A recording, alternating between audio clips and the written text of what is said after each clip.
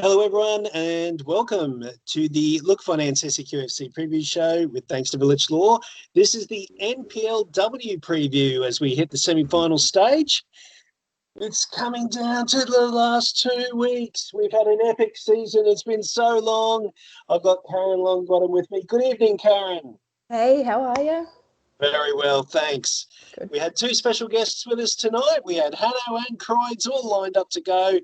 Technical issues have prevented them from joining us, so we're going to go it alone and we're going to run through this weekend's fixtures. But before we do that, we need to give a massive congratulations and well done to Gold Coast United, Karyn Longbottom. Yeah, look, I mean, there was one person, at least one person who said to me, and I remember him clearly, Mick Matthews, 18's Lions coach, said to me, Karyn, I think Gold Coast United have a great chance of winning it this year. And I went, oh, geez, I'm not sure, maybe. And he said to me the other week, he said, I told you so. So well done, Mick. We've had Alex on the show a couple of times, and he's been very trying to play things down. But they did leave it until the final match, but they did get the job done, and pretty convincingly in the end with a 3-1 win over FQQAS. Yeah, I heard it was a bit dicey. I heard that it was 1-1 at half time and things weren't looking great. I think that they'd maybe hyped it up a bit and maybe got themselves in a bit of a tizzy, but they've managed to rectify it and come away 3-1 winners against a good QAS team. So more than deserved. I think they've been fantastic this year, particularly throughout some major key injuries to players. So yeah, all credit to Alex and the girls. Well done. I immediately thought of Ellie Fryer and Deanna Thompson. They've been in teams that have been so close for so many years at South United, at Palm Beach, and they finally get the chance to taste success. So I'm really pleased. Oh, totally, absolutely, and I think that they've been real key components of Gold Coast success over many years as well, like in building the program and now obviously coming away with the premiership. What an like you couldn't write it, honestly. It's been such a meteoric rise because Gold Coast United, as we all know, is only a recent sort of inception into the NPLW. Yeah, they did some great recruiting, and Alex Bendale just seems to have just taken them that extra step to get them where they need to be. Yep, so it's absolutely. a great coaching performance from him too.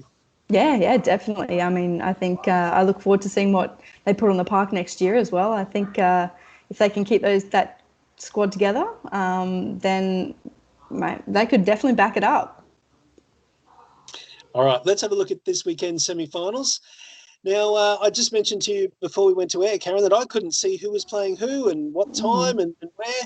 Fill us in, please. Okie dokie. So we've got Gold Coast United facing Logan on Saturday at 5 o'clock. And then for the punters at home as well, there's Lions versus Capalaba Saturday again at 7 o'clock. So you get the opportunity to watch both games. All right, let's have a look at the first one. So Gold Coast United up against Logan. How do you see that going? Shall I call it the M1 derby? Yeah, look, I think Logan have had a bit of a rough run with injuries in the back end of the season, and it's sort of seen them sort of not probably come into the finals with as much vigour as probably what they wanted, but a good 1-0 win against Capalaba a couple of weeks ago and a good 2-2 result against East on the weekend should put them in good spirits to come up against Gold Coast. But obviously Gold Coast will be buoyed by the fact that they've got the premiership out of the way, and I'm sure they'll be setting their sights on making it through to another grand final appearance. I was having a look at the Golden Boot situation, and they've got 3 players on 11 goals. I'll just bring that up again. So it's Megan McGilligan, Shay Connors, and Tian Petterwood. Tian Petterwood, she hasn't really hit the heights this year, has she? She's played 19 games for 11 goals. Yeah, I think Tian's had a bit of an unlucky run with injuries and like quite a significant injury. So I think maybe some of those performances may have been off the bench or limited game time. So 11 from 19 is probably not what she's used to returning, but I think given her injuries, it's probably not a bad haul considering. Be interesting to find out if she's going to be playing this weekend, and also Meg McGilligan. And the last time I actually called a game was with you, and it was Logan up against Lions. And Meg McGilligan came off the bench, and she just looked a class apart when in her cameo performance. She was fantastic. Yeah, I think Meg can certainly turn it on. There's no doubt about that. So it'll be interesting to see how she goes up against a very solid Gold Coast United backline.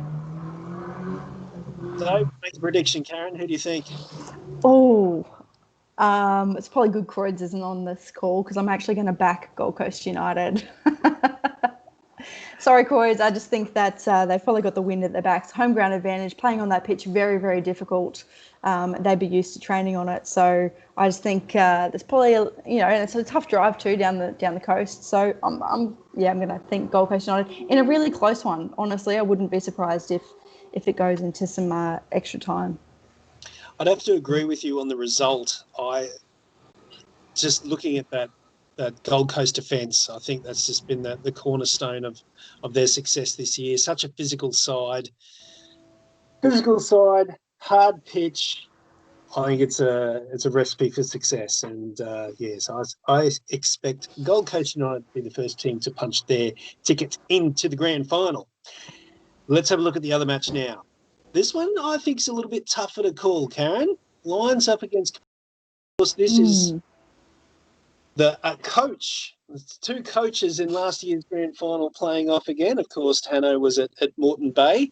A lot of the players he took over from Moreton Bay, so they'll. I'm calling it. Capalaba are going to be wanting revenge for last year. Oh, look, I mean, as much as we think that Moreton Bay players followed Hanno over, I don't think there's actually that many when we look at it. I think what Nat Tatham, and I'm struggling to think of some others at the moment.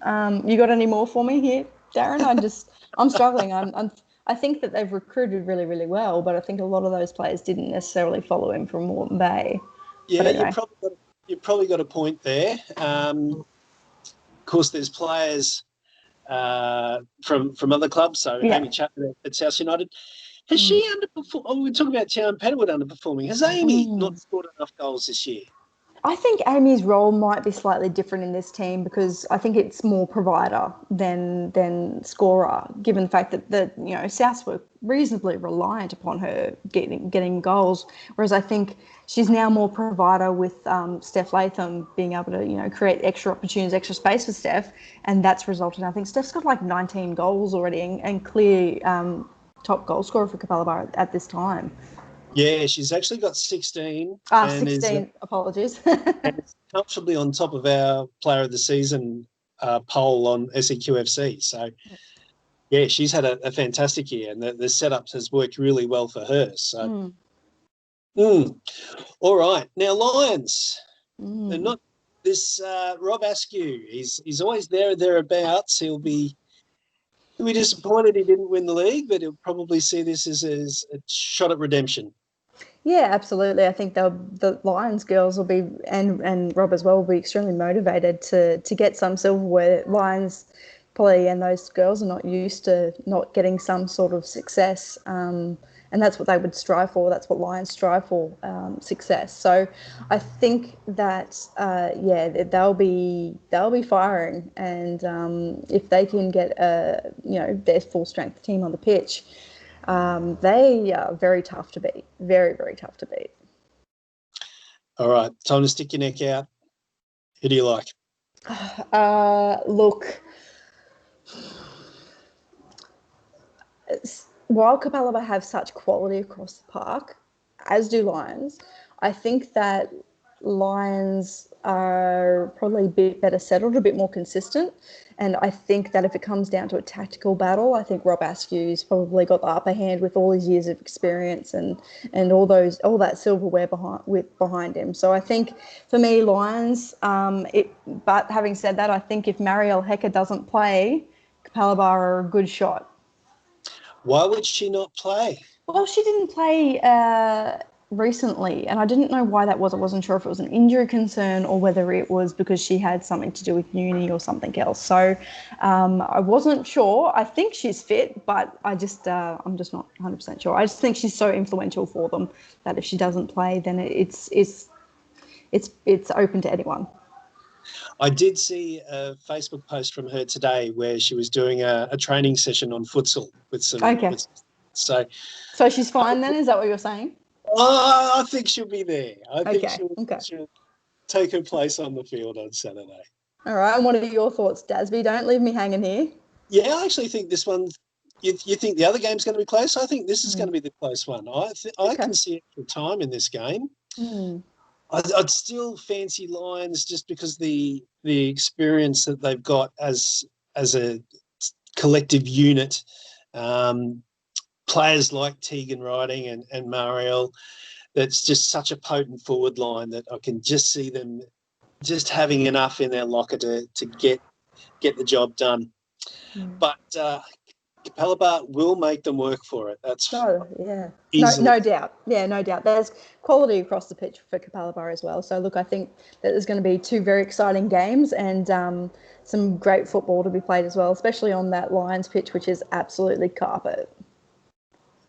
Yes, well done, Mick Gilman, groundskeeper at Lions. He always puts together a good pitch.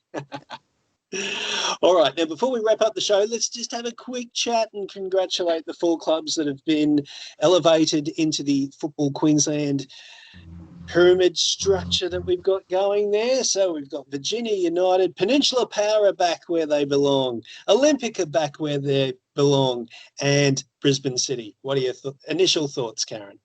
Yeah, look, I think that you've got some very strong programs there. There's no doubt. I think that there will be current NPLW clubs who are going to have to make sure that they're looking after their players because otherwise they might be on the move. Because obviously a lot of the Olympic girls who played in the 2016, I believe, grand final against the Gap, they were sad when that license was lost, and they have such an affinity for the club that I think that.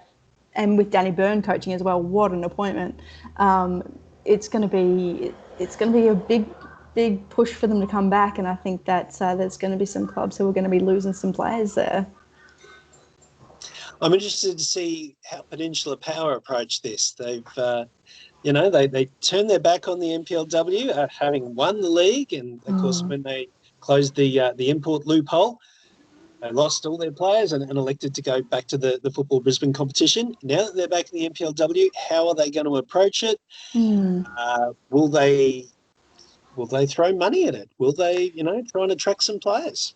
Look, it's going to be an interesting approach because a lot of those BWPL players, from what I've heard, are looking at either retiring or aren't interested in playing NPLW. So it could be a rebuilding phase for Peninsula where they maybe invest in youth. Who knows? But look, they've got the structures up there and they've been a women's club and a strong women's club for such a long time that I've got no doubt that if they want to make it work, they will make it work. So then I guess it just leaves Brisbane City and Virginia. I think Virginia will keep with who they've basically got, maybe recruit 1 or 2, and they'll just look to build for a future. Whereas Brisbane City, it's going to be very interesting to see what they do because their women's cap league team were extremely young.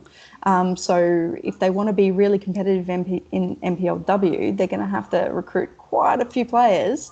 Either that or just stick with youth and build up over many years because that, as I said, very young side, but good young players. So yeah, it'll be interesting which path they take. One thing is for certain that if you're a young player on the rise, then it's a great time to be looking for a new club, isn't it? Well, you can't say there's no opportunities out there because there are going to be clubs absolutely just looking for players. So, there's never a shortage to play NPLW at this time.